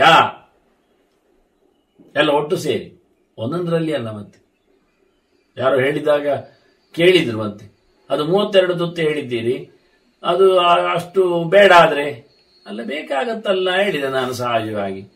ಅಲ್ಲದು ಎಲ್ಲಿಯಾದ್ರೂ ಖಾರ ಎಲ್ಲ ಇದ್ರೆ, ಉಪ್ಪೆಲ್ಲ ಇದ್ರೆ ಕಷ್ಟ ಆಗುತ್ತಲ್ಲ. ಏನರ್ಥ ಆಯ್ತು ಕೇಳಿದೆ. ಅದು ಒಂದೊಂದರಲ್ಲಿ 32 ಅಲ್ಲ. ಅವರು ಹೇಳುದು ಸಾರಲ್ಲಿ 32 ತಿನ್ಬೇಕು ಅಂತ ಕಡ್ಡಾಯ ಮಾಡಿದ್ದಾರೆ. ಅಷ್ಟೇ ಯಾರು ತಿಂತಾರೆ ಗೃಹಸ್ಥ. ಅದೊಮ್ಮೆ ಖಾರ ಇದ್ರೆ 10 ತಿಂತಾನೆ, ಮತ್ತೆ ಹುಳಿಯಲ್ಲಿ ಅವನಿಗೆ ಜಾಸ್ತಿ ಬೇಕಾಗತ್ತೆ. ಅಲ್ಲೆಲ್ಲ ಒಟ್ಟು ಊಟ 32 ತುತ್ತು. ಅದು ಇಡೀ ದಿನದಲ್ಲಿ 2 ಊಟ ಆದ್ರೆ ಇಡೀ ದಿನದಲ್ಲಿ ಲೆಕ್ಕ. ಬೇಕಾದ್ರೆ 16 ಮಾಡಿಕೊಳ್ಳಿ ಅಥವಾ 20-12 ಮಾಡಿ, ಏನು ಬೇಕಾದ್ರೆ ಮಾಡಿ. ಒಟ್ಟು 32 ಗೃಹಸ್ಥಸ್ಯ, 2 ಹೊತ್ತಿನ ಊಟದ ಗೃಹಸ್ಥನಿಗೆ ಒಟ್ಟು 32 ತುತ್ತು. ಮತ್ತೆ ನೋಡುವ, ಬರ್ತದೆ ಕೃಷ್ಣನ ಮಾತಿನಲ್ಲಿ ವ್ಯವಸ್ಥೆ. ಅದು ಹೇಗಿರ್ಬೇಕು ತುತ್ತು ಅಂದ್ರೆ, ಅದು ಬಾಯೊಳಗೆ ಹಿಡಿಯುವಷ್ಟೇ ಇರಬೇಕು ತೆಗೆದಾಗ. ವಕ್ತ್ರ ಪ್ರಮಾಣಾನ ಪಿಂಡಾಂಶ ಗ್ರಸೇತ್ ಏಕೈಕಶಃ, ಪುನಃ ಒಂದೊಂದನ್ನೇ ತಿನ್ನಬೇಕು. ಮತ್ತೆ ಎಲ್ಲಿಯಾದ್ರೂ ವಕ್ತ್ರಾಧಿಕಂತು ಯತ್ ಪಿಂಡಂ ಆತ್ಮೋಚ್ಚಿಷ್ಟಂ ತದುಚ್ಯತೆ. ಬಾಯಿಯಲ್ಲಿ ಹಾಕಿದಾಗ ಅದು ಅಂದಾಜಿಲ್ಲ ಈಗ ಎಷ್ಟು ಹೋಗ್ಬಹುದು ಅಂತ. ಕೊನೆಗೆ ಹೆಚ್ಚಿಗೆ ಉಳಿಯಿತು, ಏನ್ ಮಾಡುವ? ಅದು ಕೈಯಲ್ಲಿ ಬಂತಲ್ಲ, ಅದು ಬಂದದ್ದು ಉಪಯೋಗ ಇಲ್ಲ ಅಂತಾರೆ. ಒಂದೊಮ್ಮೆ ತೆಗೆಯುವಾಗ ಜಾಸ್ತಿ ಎತ್ತಿದ, ಬಾಯೊಳಗೆ ಹೋಗ್ಲಿಕ್ಕೆ ಕೇಳಲಿಲ್ಲ, ಒಂಚೂರು ತುರುಗಿಸಿದ, ಮತ್ತೊಂಚೂರು ಉಳಿಯಿತಲ್ಲ ಕೇಳಿದ್ರೆ ಅದು ಮುಂದೆ ಮಿಕ್ಸ್ ಮಾಡ್ಲಿಕ್ಕಿಲ್ಲ, ಅದು ವೇಸ್ಟ್, ಅದು ಬದಿಯಲ್ಲಿ ಇಡ್ಲಿಕ್ಕೆ. ಅದು ಅವನದ್ದು ಎಂಜಲ್. ಎಂಜಲ್ ಹೌದು, ಅವನದ್ದು ಎಂಜಲ್. ಅದಕ್ಕೆ ನಾನು ಹೇಳಿ ಶಬ್ದ ಆತ್ಮೋಚ್ಚಿಷ್ಟ. ಅವ ಅರ್ಧ ತಿಂದು ಬಿದ್ದದ್ದು ಅಂತ ಬಿಟ್ಟದ್ದು, ಮುಕ್ಕಾಲು ತಿಂದು ಬಿಟ್ಟದ್ದು, ಬಾಯೊಳಗೆ ಹಾಕಿ ತೆಗೆದದ್ದು, ಹಾಕುವಾಗ ಉಳಿಸಿದ್ದು. ಏನೇ ಅರ್ಥ ಮಾಡಿ. ಆದ್ರಿಂದ ಬಾಯಿಗಿಂತ ಜಾಸ್ತಿಯಾಗಿ ತುತ್ತು ತೆಗಿಬೇಡಿ. ಬಾಯಿಗೆ ಎಷ್ಟು ಹಿಡಿತಷ್ಟೇ ತುತ್ತು ತೆಗೀರಿ. ಅದನ್ನು ಬಾಯೊಳಗೆ ಹಾಕಿದ್ನಂದ್ರೆ ಕೈ ಖಾಲಿ ಇರಬೇಕು, ಕೈಯಲ್ಲಿ ಮುಗ್ದೋಗಿರಬೇಕು. ಉಳಿದ್ರೆ ಅದು ಮತ್ತೊಮ್ಮೆ ತಿನ್ಲಿಕ್ಕೆ ಆಗುವುದಿಲ್ಲ. ಪಿಂಡಾವಶಿಷ್ಟ ಮನ್ನೆಚ್ಚ ವಕ್ತ್ರ ನಿಸ್ರತಮೇವಚ ಅಭೋಜ್ಯಂ ತದ್ವಿಜಾನೀಯಾತ್. ಬಾಯಲ್ಲಿ ತೆಗೆದ ತುತ್ತು ಅದರಲ್ಲಿ ಉಳಿದದ್ದು, ಅಥವಾ ಬಾಯಿಂದ ಹೊರಗೆ ಬಿದ್ದದ್ದು. ಇವ ಉಳಿಸಬಾರದು, ಕೈಯಲ್ಲಿ ಹೇಳಿ ಬಾಯೊಳಗೆ ತುರುಕ್ಷಿಸಿದ್ದಾನೆ. ಈಗ ಬಾಯಿಯಲ್ಲಿ ಕಚ್ಚಲಿಕ್ಕೆ ಹೋಗುವ ಬೀಳ್ತದೆ ಹೊರಗೆ. ಅದನ್ನ ಕೆಳಗೆ ಬಾಯಿಯಿಂದ ಬಿದ್ದದ್ದಾಗಲಿ ಕೈಯಲ್ಲಿ ಉಳಿಸಿಕೊಂಡದ್ದಾಗಲಿ ಇದು ಎರಡನ್ನು ತಿನ್ನುವಂತಿಲ್ಲವ, ಅವನೇ ತಿನ್ನುವಂತಿಲ್ಲ. ಅದು ಎಂಜಲು ಅಂತಲೇ ಲೆಕ್ಕ ಅವನತ್ತು. ತಿಂದ್ರೆ ಚಾಂದ್ರಾಯಣ ಮಾಡ್ಬೇಕು, ಭುಕ್ತ ಚಾಂದ್ರಾಯಣ ಅಂಚರೆ ಇಷ್ಟೇ. ತಿಂದ್ರೆ ಏನು ಕೇಳಿದ ಮತ್ತೆ 1 ತಿಂಗಳು ಉಪವಾಸದ ವ್ಯವಸ್ಥೆ. ಉಪವಾಸ ಅಂದ್ರೆ ಗೊತ್ತಂಟಲ್ಲ, ದಿನಕ್ಕೊಂದು ತುತ್ತು ಹೆಚ್ಚಾಗಿ ಕಮ್ಮಿ ಆಗುವ ಉಪವಾಸ. ಈ 32ರದ್ದು ವ್ಯವಸ್ಥೆ 16 ದಿನಕ್ಕೆ ಆಗುತ್ತೆ, ಮತ್ತೆ ಕಮ್ಮಿ ಆಗುತ್ತೆ. ಪ್ರಾಯಶ್ಚಿತ್ತ ಮಾಡಲಿಕ್ಕೆ ಉಂಟು. ಮತ್ತೆ ಸುಮುಚ್ಚಿಷ್ಟಂದು ಯೋ ಭುಂಕ್ತೆ ಮುಕ್ತ ಭೋಜನಂ ಚಾಂದ್ರಾಯಣಂ ಚರೇತ್ ಕೃಷ್ಣಂ ಪ್ರಾಜಾಪತ್ಯ ಮತಾಭಿವ. 2 ರೀತಿ ಉಂಟು. ಒಂದು ತನ್ನದೇ ಎಂಜಿಲನ್ನು ತಿನ್ನುವುದು ತಾನು, ಈ ಬಾಯಲ್ಲಿ ಹೆಚ್ಚಿಗೆ ಆದದ್ದನ್ನು ಕೈಯಲ್ಲಿ ಉಳಿದದ್ದನ್ನು ಇಟ್ಟುಕೊಳ್ಳುವ. ಇದಷ್ಟೇ ಅಲ್ಲದೆ ಯೋ ಭುಂಕ್ತೆ ಮುಕ್ತ ಭೋಜನಂ, ಒಮ್ಮೆ ಬಿಟ್ಟದ್ದನ್ನು ಮತ್ತೆ ತಿನ್ನುವುದು, ಅದು ತಪ್ಪೆ ಅಂತಾರೆ. ಒಮ್ಮೆ ಮುಗಿದೋಯ್ತ ಅದು ಉಚ್ಚಿಷ್ಟ ಅಂತ ಅರ್ಥ. ಮಗುದ ಮೇಲೆ ತಿನ್ನುವಂತಿಲ್ಲ. ಹಾಗೆ ತಿಂದರೂ ಚಾಂದ್ರಾಯಣ ಪ್ರಾಜಾಪತ್ಯ ಇವೆಲ್ಲ ಮಾಡಲಿಕ್ಕೆ ಉಂಟು, ಮಾಡಲೇಬೇಕು. ಮತ್ತೆ ಊಟ ಮಾಡುವಾಗ ಸ್ತ್ರೀ ಪಾತ್ರ ಬುಕ್ ನರಹ ಪಾಪಃ, ಹೆಣ್ಣಿನ ತಟ್ಟೆಯಲ್ಲಿ ಅವಳಿಗೆ ಅಂತಿದ್ದ ತಟ್ಟೆಯಲ್ಲಿ ಊಟ ಮಾಡಲಿಕ್ಕಿಲ್ಲ, ಇವನದ್ದೇ ತಟ್ಟೆಯಲ್ಲಿ ಊಟ ಮಾಡಲಿಕ್ಕೆ. ಸ್ತ್ರೀಣಾ ಉಚ್ಚಿಷ್ಟ ಭುಕ್ತತ, ಮತ್ತೆ ಹೆಂಗಸರು ತಿಂದು ಉಳಿದದ್ದು ಅವರನ್ನು ಮುಟ್ಟಿಕೊಂಡು ತಿನ್ನುವುದು, ಇವೆಲ್ಲ ಪ್ರಯೋಜನ ಇಲ್ಲ. ಹೆಂಗಸರ ಎಂಜಲನ್ನು ಆಶೋಚವನ್ನು ಉಪಯೋಗಿಸಿಕೊಳ್ಳುವವನು ಅನ್ಯಾಯಗಾರ. ಸ್ತ್ರೀಯ ಸಹಜಯೋ ಭುಂಕ್ತೆ, ಇನ್ನು ಹೆಂಗಸರ ಜೊತೆಯಲ್ಲಿ ಊಟ ಮಾಡಲಿಕ್ಕಿಲ್ಲ, ಅವರ ಪಂಕ್ತಿ ಬೇರೆ, ಅವರ ಕತೆ ಬೇರೆ. ಇದೆಲ್ಲ ಧರ್ಮಶಾಸ್ತ್ರಕಾರ ಹೇಳಿದ, ನಮಗೆ ಸಂಬಂಧ ಇಲ್ಲ, ಸಮಾಜ ಮುಂದುವರೆದಿದೆ, ಅದೆಲ್ಲ ನಡೀತದೆ ಎಲ್ಲ ಹೇಳಲಿಕ್ಕೆ ಹೋಗಬೇಡಿ. ಕೃಷ್ಣ ಹೇಳಿದ್ದಾನೆ, ಅದರಾಚೆಗೆ ನಮಗೆ ಅರ್ಥ ಗೊತ್ತಾಗುವುದಿಲ್ಲ. ಧರ್ಮಶಾಸ್ತ್ರದ ಪ್ರಕರಣಗಳಿಗೆಲ್ಲ ಕೃಷ್ಣನೇ ಹೇಳಿದ್ದಾನೆ, ನತಾನ ತರ್ಕೇಣ ಯೋಜೆಯೇತ್, ಅದನ್ನು ವೈಜ್ಞಾನಿಕವಾಗಿ ಕೂಡಿಸ್ತೇನೆ, ತರ್ಕದಲ್ಲಿ ಅದನ್ನು ನಿಲ್ಲಿಸ್ತೇನೆ ಹೇಳಬೇಡಿ. ಮುಂದಿನ ಗೆರೆ ಉಂಟಂತದ್ದು ಅರ್ಥ ಮಾಡಿಕೊಳ್ಳಲಿಕ್ಕೆ ಆಗದಿರುವಂಥದ್ದು ಹೇಳುತ್ತೇನೆ. ಆದ್ರಿಂದ ಹೆಂಗಸರ ಜೊತೆಯಲ್ಲಿನ ಊಟ ಅದು ಶಾಸ್ತ್ರೀಯ ಊಟ ಅಲ್ಲ. ಯಾಕೆ? ಅವರು ಒಂದು ರೀತಿಯಿಂದ ಸಂಸ್ಕಾರವಂತರನ್ನಾಗಿ ಊಟ ಮಾಡುವುದಿಲ್ಲ. ಅವರಿಗೆ ಪರಿವೇಷಣಗಳ ಎಲ್ಲ ಅವರ ದೈಹಿಕವಾದ ಇರತಕ್ಕ ವ್ಯವಸ್ಥೆಗಳು ಬೇರೆ ಇರ್ತಾವೆ. ಮತ್ತದಲ್ಲಿ ಸ್ತ್ರೀಯರು ಅಂದಾಗ ಬಾಣಂತಿಯರು ಬರ್ತಾರೆ, ಗರ್ಭಿಣಿಯರು ಸಿಗ್ತಾರೆ, ಹಾಗಾಗಿ ಅವರ ಪರಿಸ್ಥಿತಿಗಳು ಬೇರೆ ಇರ್ತಾವೆ, ಪ್ರತ್ಯೇಕವಾಗಿ ಹೇಳ್ಬೇಕಾಗತ್ತೆ. ಅದಕ್ಕೋಸ್ಕರ ಬಿಟ್ಟೇ ಬಿಟ್ರು ಅವರನ್ನು. ಇದರಲ್ಲಿ ಅವರಿಗೆ ಬಡಿಸ್ಲಿಕ್ಕೆ ಇರ್ತದೆ, ಅದು ಸರಿ. ಆದ್ರಿಂದ ಊಟ ಮಾಡ್ಲಿಕ್ಕೆ ಮನೆಯಲ್ಲಿ ಬರುವುದಿಲ್ಲ, ಅದು ಸರಿಯೇ. ಗಂಡನಿಗೆ ಊಟ ಮಾಡಿಸ್ಲಿಕ್ಕೆ ಅವರು ಇರ್ಲಿಕ್ಕೆ ಹೋಗಿ ನೋಡಿ. ಇತಿಹಾಸದಲ್ಲಿ ಧರ್ಮರಾಜನ ಕತೆ ಇಲ್ಲಿ ಕೇಳ್ತಾ ಇದ್ದೇವಲ್ಲ, ಧರ್ಮರಾಜನ ಪ್ರಶ್ನೋತ್ತರ ಭೋಜನ ವಿಧಿ. ಇದು ಯಾಕೆ ಕೇಳಿದವ ಅಂದ್ರೆ, ಹಾಗೆ ಭೋಜನ ಮಾಡ್ತಿದ್ದ ಧರ್ಮರಾಜ. ಮಧ್ವಾಚಾರ್ಯರು ಸದಾಚಾರ ಸ್ಮೃತಿಯಲ್ಲಿ ಊಟ ಮಾಡಬೇಕು ಅಂತ ಹೇಳುವಾಗ ಅವರು ಹೃದ್ಗತನಾದ ಭಗವಂತನ ನೆನಪು ಮಾಡಿಕೊಳ್ತಾ ಊಟ ಮಾಡಬೇಕು ಅಂತ ಹೇಳುವಲ್ಲಿ ಭುಂಜೀತ ಹೃದ್ಗತಂ ವಿಷ್ಣುಂ ಜಾಯನ್ ತದ್ಗತ ಮಾನಸ ಅಂತ ಹೇಳ್ತಾ ಭೃತ್ಯಾದಿತಿ ಪುರಸ್ಸರಹ ಅಂತ ಹೇಳ್ತಾ ಮನೆ ಮಂದಿಯನ್ನೆಲ್ಲ ಊಟ ಮೊದಲು ಮಾಡಿಸು, ಆಳುಕಾಳುಗಳಿದ್ರೆ ಅವರಿಗೂ ಉಣಬಡಿಸು, ಅತಿಥಿಗಳು ಅವರದ್ದು ಊಟ ಮುಗಿಲಿ, ಮತ್ತೆ ನೀನು ಊಟ ಮಾಡು ಅಂತ. ಯಜಮಾನನಿಗೆ ಊಟ ಮಾಡಲಿಕ್ಕೆ ಯಾವಾಗ ಅಧಿಕಾರ ಕೇಳಿದ್ರೆ ಬಂದವರಿಗೆ ಬಡಿಸಿ, ಮನೆ ಮಂದಿಗೆ ಉಣಿಸಿ, ಕೆಲಸದವರನ್ನು ತೃಪ್ತಿಪಡಿಸಿ ಮತ್ತೆ ಊಟ ಮಾಡಲಿಕ್ಕೆ ಅವನು. ಹೀಗೆ ಧರ್ಮರಾಜ ಮಾಡುತ್ತಿದ್ದ. ತಮ್ಮಂದಿರು ಧರ್ಮರಾಜನ ಆದೇಶದಂತೆ ಹೇಳಿ ಮೊದಲು ಊಟ ಮಾಡ್ತಿದ್ರು. ಇದು ಕಾಡಿನಲ್ಲಿದ್ದಾಗಲೇ ಮಾಡಿದವ. ಅರಮನೆಗೆ ಬಂದು ಈಗ ಅಶ್ವಮೇಧ ಯಾಗ ಮಾಡಿ ವೈಭವದಲ್ಲಿ ಅರಸ ಅಂತ ನಿಂತುಕೊಂಡಾಗಲ್ಲ, ಮೊದಲು ಇಂದ್ರಪ್ರಸ್ಥದಲ್ಲಿ ಇದ್ದಾಗಲೇ ಮಾಡ್ತಿದ್ದ. ಮತ್ತೆ ಕಾಡಿನಲ್ಲಿ ಹೋದಾಗಲೂ ಮುಂದುವರಿಸಿದದನ್ನು ತಾನು ಮಾಡಿದ ಬಳಿಕ ದ್ರೌಪದಿ ಮಾಡ್ತಿದ್ಲು. ಎಲ್ಲ ಗಂಡಂದಿರ ಊಟ ಆಗಬೇಕು ಅಂತೇಳಿ ಧರ್ಮರಾಜನ ನಂತರದಲ್ಲಿ ಊಟ ಮಾಡಿದ ಏಕೈಕ ವ್ಯಕ್ತಿ ಮಹಿಳೆ ಅಂದ್ರೆ ದ್ರೌಪದಿ ಮಾತ್ರ. ಮತ್ತೆಲ್ಲರೂ ಮೊದಲೇ. ಧರ್ಮರಾಜ ದ್ರೌಪದಿ ಒಂದು ಬಿಟ್ಟು ಮತ್ತೆಲ್ಲರನ್ನು ಊಟ ಮಾಡಿಸಿ ಮಾಡ್ತಿದ್ದ. ಅವಳಿಗೆ ಅವಳದ್ದೇ ಆದ ಧರ್ಮ ಇದೆ, ಪತಿವ್ರತೆ, ಅವರ ಊಟ ಮಾಡದೆ ಮಾಡುವುದಿಲ್ಲ ಅಂತ. ಯಾಕೆ? ಅವಳ ಉಚ್ಚಿಷ್ಟ ಗಂಡಂದಿರಿಗೆ ಆಗುದಿಲ್ಲ. ಅವಳು ಊಟ ಮಾಡಿದರೆ ಉಳಿದದ್ದು ತಿಂದಾಗ ಆಗತ್ತೆ ತನ್ನ ಪತಿಗಳು. ಅದಕ್ಕೆ ಪತಿಗಳು ತಿಂದ ಬಳಿಕ ತಾನು ತಿಂದ್ರೆ ಯಜ್ಞಶಿಷ್ಟ ಆಸನಸ್ತಂತ ಮುಚ್ಚ ಅಂತ ಹೇಳಿದಾಗ ಯಜ್ಞ ಶೇಷ ಆಗ್ತದೆ. ಹಾಗೆ ತಾನುಂಡದ್ದರ ಮಿಗತೆ ಎನ್ನುವುದು ಯಜ್ಞಶೇಷ ಆಗುವುದಿಲ್ಲ. ತನಗಿಂತ ಉತ್ತಮರಾಗುವುದರಿಂದ ಗಂಡಂದಿರು ಅವರು ಊಟ ಮಾಡಿದ ಬಳಿಕ ಆದ್ರೆ ಬಹಳ ಚೆನ್ನಾಗಿ. ಅತಿಥಿಯೂ ಅವನು ನಮಗೆ ಯಜ್ಞದಲ್ಲಿ ಬರ್ತಾನೆ, ಭೃತ್ಯರೂ ಇರ್ತಾರೆ. ಹಾಗಾಗಿ ಎಲ್ಲ ಜನರನ್ನು ಉಣಬಡಿಸಿ ಯಜ್ಞಶೇಷ ಅನ್ನುವ ನೆಲೆಯಂತೆ ಧರ್ಮರಾಜ ಉಣುತ್ತಿದ್ದ. ಮುಂದೆ ದ್ರೌಪದಿ ಉಣುತ್ತಿದ್ದ. ಅದನ್ನ ಇಲ್ಲಿ ಹೇಳ್ತಾರೆ, ಸ್ತ್ರೀಯರ ಸಹ ಊಟ ಮಾಡಿ, ಸ್ತ್ರೀಯ ಸಹಜ ಯೋಪುಂತೆ ಅಂತ. ಹೆಣ್ಣಿನ ಜೊತೆಯಲ್ಲಿ ಹೆಂಗಸರ ಜೊತೆಯಲ್ಲಿ ಊಟ ಮಾಡಲಿಕ್ಕೆ ಬರುವುದಿಲ್ಲ. ಅವರು ಅಡುಗೆ ತರಲಿಕ್ಕೆ ಹೋಗ್ತಾರೆ, ಬಡಿಸ್ಲಿಕ್ಕೆ ನೋಡುತ್ತಾರೆ, ಇನ್ನು ಪೂರ್ತಿ ಅಡುಗೆ ಆಗದಿದ್ದರನ್ನು ಸರಿ ಮಾಡಲಿಕ್ಕೆ ಇರ್ತಾರೆ ಅಲ್ಲಿ. ಇದಕ್ಕೆ ಪ್ರಾಯಶ್ಚಿತ್ತ ತಿಂದದ್ದಕ್ಕೆ ಅಂತ ಮಾಡುವ. ಅದಕ್ಕೆ ಹೇಳ್ತಾನೆ, ಸಬುಂತೆ ಮಧ್ಯಮೇ ವಹಿ ಅಂತ. ಆಗೊಂದೊಮ್ಮೆ ಸ್ತ್ರೀ ಪಂಕ್ತಿಯಲ್ಲಿ ಕೂತ್ರೆ ಅವರ ಜೊತೆಯಲ್ಲಿ ಊಟ ಮಾಡಿದ್ರೆ, ಅವರ ಉಚ್ಚೇಶವನ್ನು ನೀವು ತಿಂದ್ರೆ ಅವ ಹೆಂಡ ತಿಂದಾಗೆ, ಸರಿ ಇಲ್ಲ ಅಂತ. ಅದಕ್ಕೆ ಪ್ರಾಯಶ್ಚಿತ್ತ ಏನು ಮಾಡುವ ಕೇಳಿದ್ರೆ, ನದಸ್ಯ ನಿಷ್ಕೃತಿ ಹಿ ದೃಷ್ಟ ಅಂತಾನೆ ಕೃಷ್ಣ. ಇದಕ್ಕೆ ಪ್ರಾಯಶ್ಚಿತ್ತ ಇಲ್ಲ, ತಿಳ್ಕೊಂಡು ಮಾಡಲೇಬೇಕಾದ. ಇದಕ್ಕೆ ನಾಳೆ ಮತ್ತೆ ತಪ್ಪು ಮಾಡುವುದು, ಪ್ರಾಯಶ್ಚಿತ್ತ ಮಾಡುದು, ಮತ್ತೆ ಪುನಃ ತಪ್ಪೇ ಮಾಡುದಾದ್ರೆ ಪ್ರಾಯಶ್ಚಿತ್ತ ಇಲ್ಲ ಅಂತ ದೇವರು ಬಹಳ ಚೆನ್ನಾಗಿ ಹೇಳ್ತಾರೆ. ಮತ್ತೆ ಬಹಳ ಚೆನ್ನಾಗಿ ಊಟ ಮಾಡುವಾಗ ತಿನ್ನುವಾಗ ಒಂದೊಂದೇ ಸರ್ತಿ ಉಪಯೋಗಿಸ್ಲಿಕ್ಕಿರುವಂತದ್ದೊಂದು ಹೇಳ್ತಾನೆ ಹೇಗೆ ಅಂತ. ಅದು ವಿಚಿತ್ರ. ಪಿಬತಃ ಪತಿತೆ ತೋಯೆ ಭೋಜನೆ ಮುಖ ನಿಸ್ರತೆ ಪಾನೀಯಾನಿ ಪಿಬೇದ್ಯೇನ. ಬಹಳ ಚೆನ್ನಾಗಿ ಹೇಳ್ತಾನೆ. ತತ್ಪಾತ್ರಂ ದ್ವಿಜಸತ್ತಮಃ.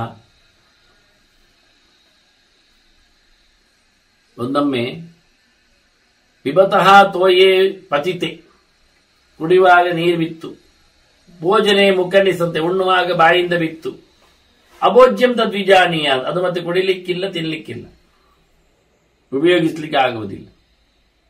ಮತ್ತೆ ನೀರನ್ನೆಲ್ಲ ನೀವು ಹೇಗೆ ಅನ್ನವನ್ನು ಸರಿಯಪ್ಪ ಬಾಯಿಗೆ ಹಾಕುವಾಗ ಹಾಕಿದ್ದು ಮುಗಿದೋಯ್ತು, ಮತ್ತೆ ಇಲ್ಲ, ಕೈಯಲ್ಲಿದ್ದದ್ದು ಇಲ್ಲ, ಎಲೆಯಲ್ಲಿದ್ದದ್ದು ತಿನ್ಲಿಕ್ಕುಂಟು ಅಂತ.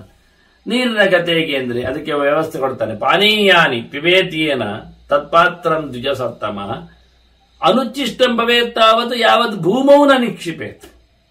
ನೆಲದಲ್ಲಿ ಇಡದ ಮುಂಚೆ ಒಂದ್ಸರ್ತಿ ಅಂದ್ರೆ ಬಲಕೈಯಿಂದಲೇ ಎಲೆಯ ದೊಣ್ಣೆಯಲ್ಲಿ ನೀರು, ಹಾಲು, ರಸಾಯನ, ಪಾಯಸ ಎಲ್ಲ ಕುಡಿಲಿಕ್ಕೆ ತಿನ್ಲಿಕ್ಕೆ ಕ್ರಮ.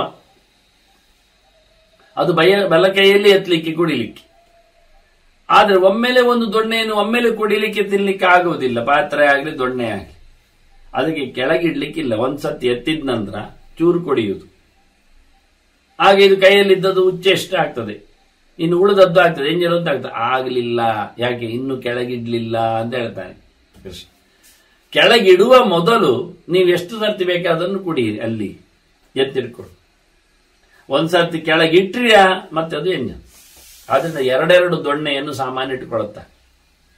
ಒಂದು ಹಾಕಿ ಕುಡಿಲಿಕ್ಕೆ, ಒಂದೊಮ್ಮೆ ಉಳಿದ್ರೆ ಅದನ್ನು ಮತ್ತೊಂದಕ್ಕೆ ಹಾಕಿ ಖಾಲಿ ಮಾಡಿಕೊಳ್ಳಿ, ಇನ್ನು ಮತ್ತೆ ಬೇರೆ ಏನಾದ್ರೂ ಹಾಕೊಳ್ಳಿಕ್ಕೆ. ಸುಮಾರಾಗಿ ಹಿಂದೆಲ್ಲ ಊಟ ಅಂದ್ರೆ ಬಹಳ ಚೆನ್ನಾಗಿರ್ತದೆ. ಅಂದ್ರೆ ಊಟದ ವಿಷಯದಲ್ಲಿ ಅಲ್ಲ, ವ್ಯವಸ್ಥೆಯ ವಿಷಯದಲ್ಲಿ 4 ದೊಣ್ಣೆಗಳಲ್ಲೇ ಇರ್ತವೆ. ಉಚ್ಚಿಷ್ಟಗಳನ್ನು ಒಂದು ಕಡೆ ಹಾಕಿಕೊಳ್ಳಿಕ್ಕೆ, ಬಿಟ್ಟದ್ದನ್ನು ಬಿಟ್ಟು ಇರಲಿಕ್ಕೆ, ದ್ರವ್ಯ ಪದಾರ್ಥಗಳನ್ನು ಕುಡಿಲಿಕ್ಕೆ ಎಲ್ಲ. ಮಗದೊಮ್ಮೆ ಇಲ್ಲ, ಒಂದ್ಸರ್ತಿ ನೀವು ಎತ್ತಿದೆಯಾ ನೀರು, ಹಾಗೆ ನೀರನ್ನು ಕುಡಿಲಿಕ್ಕೆ ತಗೊಂಡ್ರೆ ಅದರಲ್ಲಿದ್ದ ಪೂರ ನೀರು ಖಾಲಿ ಮಾಡ್ಬೇಕು. ನೀರು ಕುಡಿಲಿಕ್ಕೆ ಆದ್ರಿಂದ ಏನ್ ಮಾಡಬೇಕು, ಲೋಟದಲ್ಲಿ ಒಂದೊಮ್ಮೆ ನೀವು ಕುಡಿತಾ ಇದ್ರೆ ಕುಡಿಯುವ ಲೋಟದಲ್ಲಿ ನೀರನ್ನು ಎಷ್ಟು ಬೇಕು ಅಷ್ಟೇ ಹಾಕೊಳ್ಬೇಕು, ಅರ್ಧ ಕುಡೀರಿ. ಒಮ್ಮೆ ಕೆಳಗಿಡಿದಾಗ ಖಾಲಿ ಇಡಿ, ಮತ್ತೆ ಬೇಕೋ ಮತ್ತೆ ಕಾಲು ಲೋಟ ಹಾಕೊಳ್ಳಿ, ಕುಡಿಯಿರಿ, ಕೆಳಗಿಡಿ. ಕೆಳಗಿಟ್ಟ ಬಳಿಕ ಮತ್ತೆ ಇನ್ನೊಮ್ಮೆ ಸ್ವೀಕಾರ ಮಾಡುವಾಗಿಲ್ಲ, ಆ ಲೋಟದಲ್ಲಿ ಇನ್ನೊಂಚೂರು ಬೇರೆ ಹಾಕೊಂಡು ಮಾಡಿ, ಅದಕ್ಕೆ ಮತ್ತೊಂದು ಪಾತ್ರ ಬೇಕು ಇನ್ನೊಬ್ರು ಹಾಕ್ಲಿಕ್ಕೆ. ಅದರಿಂದ ಕೃಷ್ಣ ಹೇಳ್ತಾನೆ, ಪಾನೀಯಾನಿ ಬಿಭೇದ್ಯೇನ ತತ್ ಪಾತ್ರಂ ದ್ವಿಜಸತ್ತಮಃ ಅನುಚ್ಚಿಷ್ಟಂ ಭವೇತ್ ತಾವತ್ ಯಾವತ್ ಭೂಮೋ ನ ನಿಕ್ಷಿಪೆ. ಯಾವತ್ ಭೂಮಿಯಲ್ಲಿ ಇಡುವವರೆಗೆ ಅದರಲ್ಲಿದ್ದದ್ದು ಎಂಜಲ ಆಗುವುದಿಲ್ಲ. ಒಂದ್ಸರ್ತಿ ಕುಡಿದ ನಂತರ ಅದರಲ್ಲಿ ಚೂರು ಬಿಟ್ಟು ಕೆಳಗಿಟ್ರೆ ಅದರಲ್ಲಿ ಉಳಿದದ್ದು ನೀರು ಅಥವಾ ಹಾಲು ದ್ರವ, ಅದು ಕುಡಿಯುವಾಗಿಲ್ಲ. ಮತ್ತೆ ಬಾಯಿ ಮುಚ್ಚಿ ಊಟ ಮಾಡಲಿಕ್ಕೆ ಇದಾಗುವುದಿಲ್ಲ.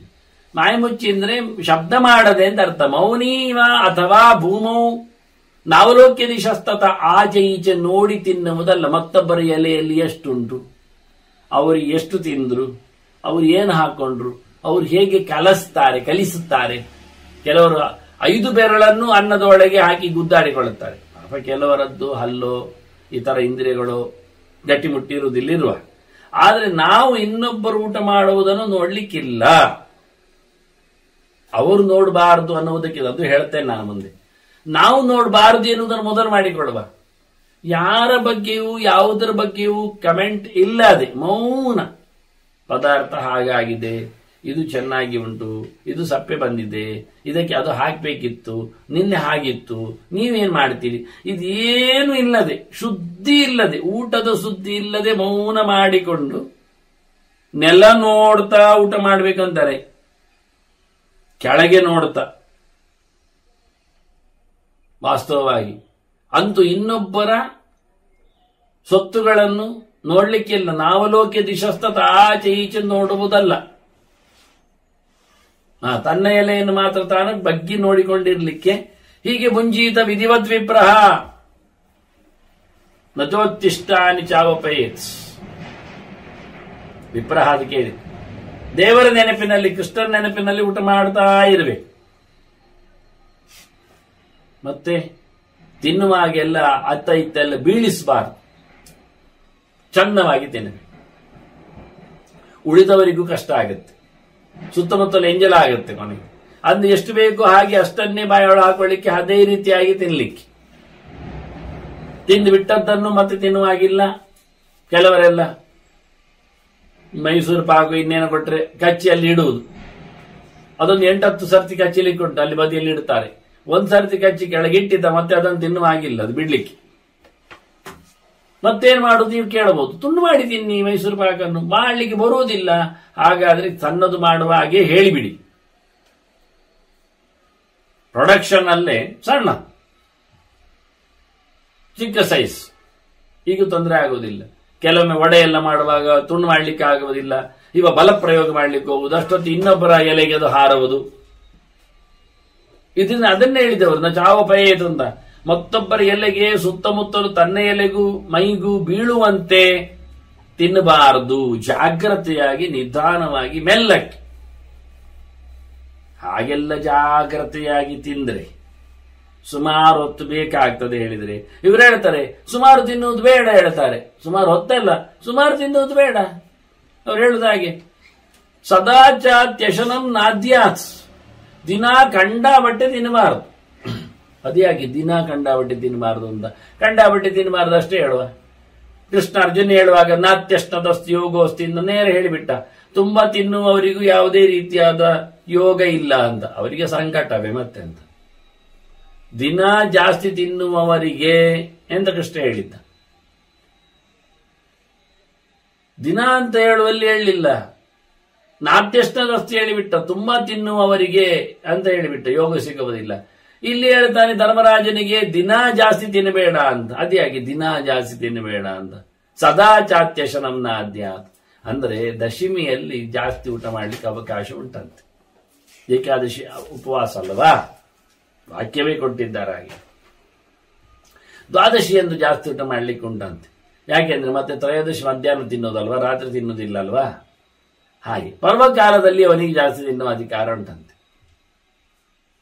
ಅದನ್ನ 32 ತುತ್ತಿಗಿಂತಲೂ ಮಿಗಿಲು ಕೆಲವು ಸಂದರ್ಭಗಳಲ್ಲಿ ಪ್ರಯಾಣ ಮಾಡಲಿಕ್ಕಿದೆ, ನಡಿಲಿಕ್ಕಿದೆ, ದೂರ ಹೋಗ್ಲಿಕ್ಕಿದೆ, ಸ್ವಲ್ಪ ಗಟ್ಟಿ ಕೆಲಸ ಇದೆ ಶ್ರಮದ ಅಂತ ಸಂದರ್ಭದಲ್ಲಿ ಆಗ್ತದೆ. ಅದರಿಂದ ದಿನೋ ಟೈಟ್ ಊಟ ಮಾಡುವುದು ತಪ್ಪೆ. ನಾತಿ ಹೀನಂಚ ಕರೀಚಿತ್, ಕಮ್ಮಿ ತಿನ್ನುವುದು ತಪ್ಪೆ. ಕೃಷ್ಣ ಹೇಳ್ತಾನೆ ಲೆಕ್ಕಕ್ಕಿಂತ ಕಮ್ಮಿಯೂ ತಿನ್ನಬೇಡ, ಲೆಕ್ಕಕ್ಕಿಂತ ಹೆಚ್ಚು ತಿನ್ನಬೇಡ.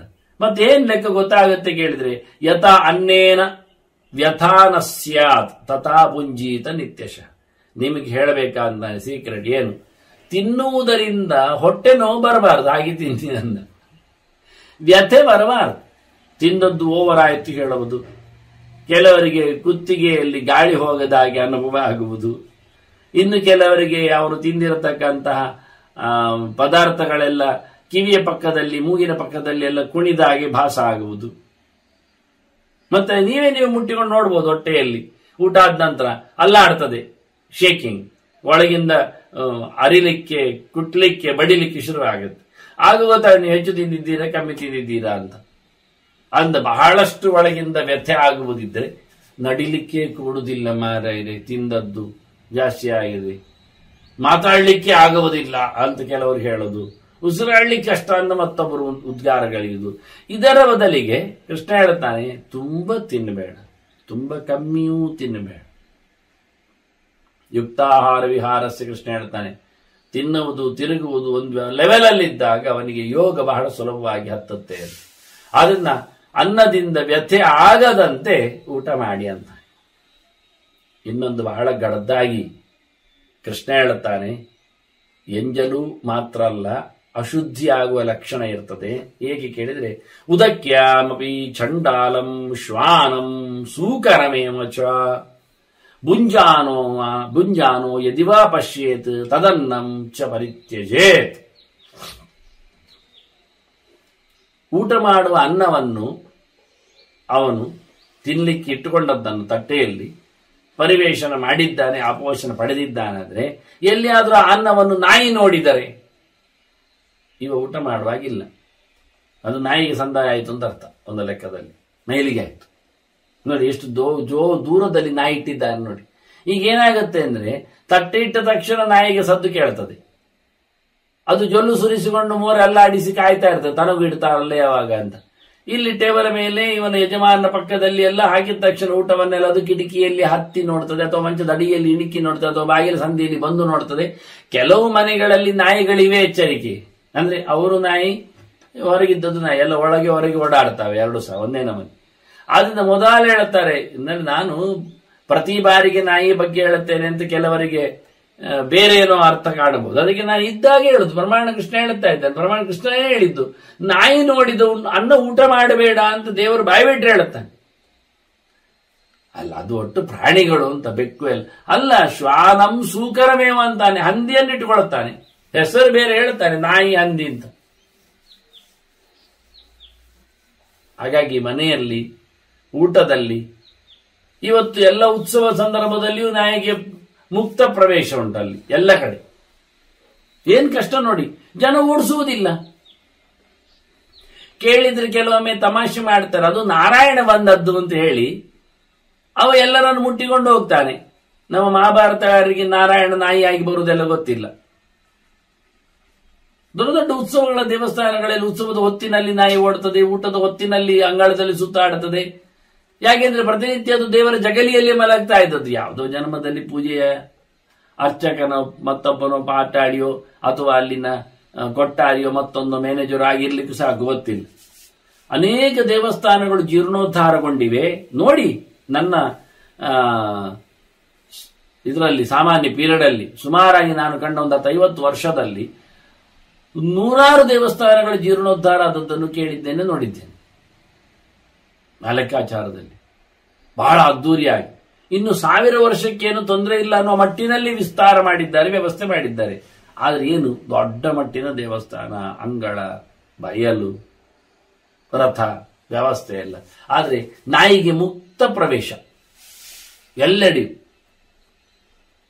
ಅಪ್ಪಣೆ ವಿನಃ ಪ್ರವೇಶವಿಲ್ಲ ಅಂತ ಜನರಿಗೆ ಮಾತ್ರ, ಅರ್ಚಕರ ಅಪ್ಪಣೆ ವಿನಃ ಪ್ರವೇಶವಿಲ್ಲ ಅಂತ.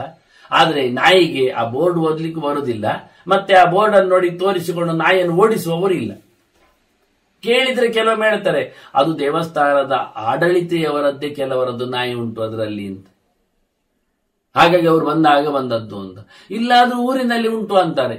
ಮತ್ತೆ ಕೇಳಿದ್ರೆ ಅದು ದೇವಸ್ಥಾನದಲ್ಲಿ ಕಳ್ಳರು ಬರುವುದನ್ನು ನಿಲ್ಲಿಸ್ಲಿಕ್ಕೂ ಆಗ್ತದೆ, ಅದು ಇರ್ಲಿ ಚಾವಡಿಯಲ್ಲಿ ಮಲಗಿ ಜಗಲಿಯಲ್ಲಿ ಬರಲಿ ಅದು ಹೇಳ್ತಾರೆ. ಹೀಗೆ ಅದು ಓಡಾಡಿದ, ಅದು ಜೊಲ್ಲು ಸುರಿಸಿದ, ಅದರ ಮಲಮೂತ್ರಗಳು ಬಿದ್ದ, ಆ ತಾಣದಲ್ಲೇ ಉತ್ಸವದ ಇದು ಉತ್ಸವಗಳು ಮತ್ತೆ ಅಲ್ಲಿನ ಊಟಗಳು. ಏನ್ ಶುದ್ಧವೂ ಇಲ್ಲ, ಏನ್ ಸಮಾಚಾರ ಕೇಳಿ. ಅದೇ ಕೃಷ್ಣ ಮೊದಲೇ ಹೇಳ್ತಾನೆ ನಾಯಿ ಕಂಡ ಊಟ ಆಗುವುದಿಲ್ಲ ಅಂತ, ಹಂದಿ ಕಂಡ್ರು ಹಾಗೆ ಅಂತ.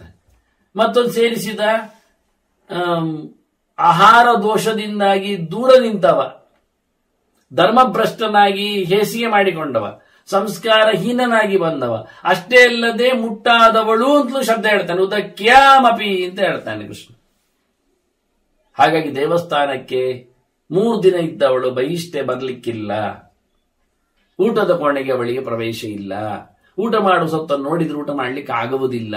ಅಂದ್ರೆ ಅಡಿಗೆ ಕೋಣೆಗೆ ಅವಳಿ, ಅದು ಸಹಜ, ತಿಂಗಳ ಕತೆ, ಅದರಿಂದ ಏನು ತೊಂದರೆ ಇಲ್ಲ, ಅದಕ್ಕೇನು ಮಾಡಿಕೊಡ್ತಾರ ಅವರು, ಇದರಿಂದ ಏನ್ರಿ ಹಾನಿ ಅಂತ ಹೀಗೆ ಉಸಾಬರಿಯಾಗಿ ಹೇಳಲಿಕ್ಕೆ ಹೋಗಬೇಡಿ. ಯಾಕೆಂದ್ರೆ ಇದು ಮಧ್ವಾಚಾರ್ಯರು ಎತ್ತಿದ ಪುರಾಣಕ್ಕೆ ಏನರ್ಥ ಅಂತ ನೀವು ಕೇಳಲಿಕ್ಕೆ ಹೋಗ್ಬೋದು. ಆದರೆ ವೇದವ್ಯಾಸರು ಹೇಳಿದ ಈ ಗೆರೆಗಳನ್ನು, ಸಂಹಿತೆಯಲ್ಲಿ ಬರತಕ್ಕ ಈ ಮೌಲ್ಯಗಳನ್ನು ಮಧ್ವಾಚಾರ್ಯರು ಹೇಳಿಕೊಂಡಿದ್ದಾರೆ. ಚೋರ ಚಂಡಾಲ ಪತಿತ ಶೋಧಕ್ಯಾದಿ ಪ್ರವೇಶನೆ ಸ್ನಪನೋಕ್ತೇನ ಮಾರ್ಗೇಣ ಪ್ರಾಯಶ್ಚಿತ್ತ ವಿಧಿ ಸ್ಮೃತಃ ಅಂತ. ದೇವಸ್ಥಾನಗಳಲ್ಲಿ ಪ್ರಾಯಶ್ಚಿತ್ತ ಮಾಡಲಿಕ್ಕೆ ಬರ್ತದೆ ಕೆಲವೊಮ್ಮೆ. ಪ್ರಾಯ ಪಾಪಂ ಸಮುದ್ದಿಷ್ಟಂ ಚಿತ್ತಂ ತತೆ ವಿಶೋಧನ. ಪ್ರಾಯಶ್ಚಿತ್ತ ಅಂದ್ರೆ ಏನರ್ಥ? ಈಗ ಭುಕ್ತ್ವಾ ಚಾಂದ್ರಾಯಣಂ ಚರೆ ಅಂತ ಹೇಳಿದ್ರು, ತಿಂದ್ರೆ ಏನಾಗುತ್ತೆ? ಪ್ರಾಯಶ್ಚಿತ್ತ ಮಾಡಿ. ಪ್ರಾಯಶ್ಚಿತ್ತ ಅಂದ್ರೆ ಏನು? ಪ್ರಾಯ ಅಂದ್ರೆ ಪಾಪ, ಚಿತ್ತ ಅಂದ್ರೆ ಅದರದ್ದು ಶೋಧನೆ. ಬಂದ ಪಾಪವನ್ನು ತೆಗೆಯುವ ಕತೆ ಹೇಗೆ ಅಂತ. ಕೆಲವಕ್ಕೆ ನಿಷ್ಕೃತಿ ಅಂದ, ಒರೆಸುವ ವಿಧಾನ ಇಲ್ಲ ಅಂತ ಹೇಳ್ತಾನೆ. ಪಾಪವನ್ನು ತೆಗೆಯುವ ವಿಧಾನ ಏನು ಅಂತ ಹೇಳ್ತಾನೆ. ಹಾಗಾಗಿ ದೇವಸ್ಥಾನಗಳಲ್ಲಿ ಕಳ್ಳ ಹೋಗ್ತಾನೆ ಕೆಲವೊಮ್ಮೆ, ಗರ್ಭಗುಡಿಯೊಳಗೋ ದೇವರ ಎಡೆಗೋ ಏನೋ ಹೊತ್ಕೊಂಡು ಹೋಗ್ತಾನೆ, ಏನೋ ಇರಲಿ, ಕಳ್ಳ ಬರ್ತಾನೆ. ಕಳ್ಳ ಒಂದೊಮ್ಮೆ ಬಂದರೆ ದೇವಸ್ಥಾನದಲ್ಲಿ ಕ್ರಮ ಪ್ರಕಾರ ಪ್ರಾಯಶ್ಚಿತ್ತ ಮಾಡಲಿಕ್ಕೆ ಉಂಟು, ಕಲಶಾಭಿಷೇಕಾದಿಗಳು ಆಗಲಿಕ್ಕೆ ಉಂಟು ಅಂತ. ಮಿನಿ ಉತ್ಸವದಾಗಿ ಆಗ್ತದೆ, ಅದು ಸ್ವಲ್ಪ ಬಿಡಿ ಪ್ರತಿಷ್ಠೆ ಅಂತ ಇರ್ತದೆ. ಅಂದ್ರೆ ಸನ್ನಿಧಾನಕ್ಕೆ ಮೈಲಿಗೆ ಆಯಿತು, ಭಂಗ ಆಯಿತು ಅಂತ. ಹಾಗೆ ಸಂಸ್ಕಾರ ಇಲ್ಲದವನು ಬಂದರೂ ಹಾಗೆ, ಮಧುಮಾಂಸಗಳನ್ನು ಸೇವನೆ ಮಾಡುವವ, ಮೀಯದವ, ಅಲ್ಲಲ್ಲಿ ಇಲ್ಲೆಲ್ಲಿ ಕಂಡಲ್ಲೆಲ್ಲ ಉಗುಳುವವ, ಉಚ್ಚೊಯ್ಯುವವ, ಸ್ನಾನವನ್ನು ಬಿಟ್ಟವ, ಇಂಥವರೆಲ್ಲ ಬಂದ್ರೆ ಸಹಜವಾಗಿ ಈಗ ನೀವು ವೈಜ್ಞಾನಿಕವಾಗಿ ಹೇಳಬಹುದು ಕೂತ್ಕೊಂಡು ಹಾಗೆ ಹೀಗೆ ಅಂತ. ಅದಲ್ಲ, ಇನ್ನು ಮುಂದೆ ಹೋಗ್ತಾರೆ. ಚೋರ ಚಂಡಾಲ ಪತಿತ, ಧರ್ಮವನ್ನು ಬಿಟ್ಟವ, ಬಹಳ ಚೆನ್ನಾಗಿರ್ತಾನವ ನೋಡ್ಲಿಕ್ಕೆ, ಒಳ್ಳೆಯ ಅಲಂಕಾರ ಮಾಡಿಕೊಂಡು ಬರ್ತಾನೆ, 3 ಹೊತ್ತು ಮುಳುಗಿಯೂ ಇರ್ತಾನೆ. ಈಗೇನು ಹೇಳ್ತೀನಿ ಅವನನ್ನು? ಅಂದ್ರೆ ಲುಕ್ಕಲ್ಲಿ ಬಹಿರಂಗದಲ್ಲಿ ಅಲ್ಲ, ಅಂತರಂಗದಲ್ಲಿನ ದೋಷವನ್ನು ಗಮನಿಸ್ತಾರೆ. ಹಾಗೆ ನಾಯಿಯನ್ನೇ ಹೇಳ್ತಾರೆ ನೋಡಿ, ಶ್ವಾ ಅಂತ ಹೇಳ್ತಾರೆ. ಮತ್ತೆ ಉಳಿದ ಪ್ರಶ್ನೆಯನ್ನು ಹೇಳುವುದಿಲ್ಲ, ಮುಂಗುಸಿ ಬಂದರೆಲ್ಲ ಮಾತಾಡೋದಿಲ್ಲ, ಅದೆಲ್ಲ ಬೇರೆ ಇರಲಿ, ಬೆಕ್ಕು ಬಂದಾಗ ಹೇಳುವುದಲ್ಲ ಅದು. ನಾಯಿ ಬಂದರೆ ದೇವಸ್ಥಾನದ ಅಂಗಳಕ್ಕೋ ಒಳಕ್ಕೋ ಎಲ್ಲ ಪ್ರಾಯಶ್ಚಿತ್ತ ಆಗಲಿಕ್ಕೆ ಉಂಟು. ಹಾಗೆ ಉದಕಿ ಅಂತಾರೆ, ಬಹಿಷ್ಠೆ ಆದವಳು, ಮುಟ್ಟಾದವಳು, ಅವಳು ಪೀರಿಯಡ್ ಅಲ್ಲಿ ಬರ್ಲಿಕ್ಕಿಲ್ಲ. ಪಿತೃದೇವ ಕಾರ್ಯಗಳಿಗೆಲ್ಲ ಅವಳು ಮಾಡ್ಲಿಕ್ಕೆ ಅಡುಗೆ ಇಲ್ಲ, ಅಲ್ಲೆಲ್ಲ ಬೇರೆ ವಾಕ್ಯಗಳು ಬೇಕಾದಷ್ಟಿವೆ. ಇಲ್ಲಿ ಮಧ್ವಾಚಾರ್ಯರು ದೇವಸ್ಥಾನದ ಶುದ್ಧಿಗೆ ಭಂಗ ಬರ್ತದೆ ಹೇಳುವಲ್ಲಿ ಅವಳನ್ನು ಗುರುತಿಸುತ್ತಾರೆ. ನಾವು ಮಾಮೂಲಿ ಅವಳ ಪ್ರಕೃತಿ ಧರ್ಮ ಅಂತ ಹೇಳಿಕೊಂಡು ನಾವು ಬಹಿರಂಗವಾಗಿ ಘೋಷಣೆ ಮಾಡ್ಲಿಕ್ಕೆ ಹೋದ್ರೆ ಈ ಪ್ರಾಯಶ್ಚಿತ್ತ ವಿಧಾನಗಳಲ್ಲಿ ಹೇಳಿದ್ದು ಸಿಕ್ಕಿಬಿಡುತ್ತೆ. ಸಹಜವಾಗಿ ಅವಳಲ್ಲಿ ಪ್ರಕೃತಿ ಆಗುವ ಬದಲಾವಣೆ ಅನ್ನೋದು ಒಪ್ಪುವ ದೇಹದಲ್ಲಿ. ಇದರಿಂದ ಸನ್ನಿಧಾನಕ್ಕೆ ಭಂಗಾಗುವುದಿಲ್ಲ ಎನ್ನುವುದನ್ನು ಹೇಗೆ ಹೇಳ್ತೀರಿ? ವೈಜ್ಞಾನಿಕವಾಗಿಯೂ ಸಹ ಆಕೆಯಲ್ಲಿ ಇರತಕ್ಕ ದೋಷಗಳು ಯಾಕೆ ನಮಗೆ ಗಮನಕ್ಕೆ ಬರುವುದಿಲ್ಲ? ದೈಹಿಕವಾಗಿ ಇದನ್ನು ಆಸ್ಪತ್ರೆಗಳಲ್ಲೇ ವಿರೋಧಿಸುತ್ತಾರೆ. ಮೆಡಿಕಲ್ ಸೈನ್ಸ್ ಅದನ್ನು ದೂರ ಇಡುತ್ತದೆ. ಅಂದಿರುವಾಗ ನಾವು ಏಕಾಏಕಿಯಾಗಿ ಧರ್ಮಶಾಸ್ತ್ರವನ್ನು ಮುರಿಯುವುದು ಹೇಗೆ? ಗಮನಿಸಬೇಕಾದ ಸಂಗತಿ. ಅದರಲ್ಲಿ ಹೇಳ್ತಾನೆ ಕೃಷ್ಣ, ಇವರನ್ನೆಲ್ಲ ಕಂಡರೆ ಊಟ ಮಾಡುವುದು ಬಿಡಬೇಕಾ ಪದಾರ್ಥಗಳನ್ನು. ಒಂದೊಮ್ಮೆ ಭುಂಜಾನಃ ಅತ್ಯಜನ್ ಮೋಹಾತ್, ಒಂದೊಮ್ಮೆ ಬಿಡ್ಲಿಲ್ಲ, ಗಡಿಬಿಡಿಯಲ್ಲಿ ತಿಂದೇ ಬಿಟ್ಟ, ಯಾಕೆ ಬಿಸಾಡುವುದು ಅಂತ ಹೇಳಿಕೊಂಡ, ಅಥವಾ ತಿನ್ನಿಸಿದ ಉಳಿದವರಿಗೂ ಸಹ. ಅಂದ್ರೆ ದ್ವಿಜಃ ಚಾಂದ್ರಾಯಣಂ ಚರಿತ, ಅಂತವನು ಮತ್ತೆ ಪುನಃ ಉಪವಾಸ, ಚಾಂದ್ರಾಯಣ, ಪ್ರಾಯಶ್ಚಿತ್ತ ಎಲ್ಲ ಮಾಡಲಿಕ್ಕೆ ಉಂಟು. ಹಾಗೆಲ್ಲ ತಿನ್ಲಿಕ್ಕೆಲ್ಲ ಹೋಗ್ಲಿಕ್ಕಿಲ್ಲ, ತಪ್ಪಾಗತ್ತೆ ಅಂತ. ಹೀಗಾಗಿ ಅನೇಕ ಅಂಶಗಳಿಂದ ಊಟದ ವಿಧಾನವನ್ನು ಹೇಳುತ್ತಾ ಇನ್ನೂ ಅನ್ನಗಳಲ್ಲಿ ಬರತಕ್ಕ ದೋಷಗಳನ್ನು, ಬಿಡಬೇಕಾದ ಸಂಗತಿಗಳನ್ನು ಕೃಷ್ಣ ಅನ್ನಧರ್ಮಗಳನ್ನು ಹೇಳುತ್ತಾನೆ. ಮತ್ತದರ ಚಿಂತನೆ ಮಾಡುವ ತೊಂದರೆಗಳು. ಶ್ರೀಕೃಷ್ಣಾರ್ಪಣೋಸ್ತು. ನಾರಾಯಣ ನಾರಾಯಣ ನಾರಾಯಣ.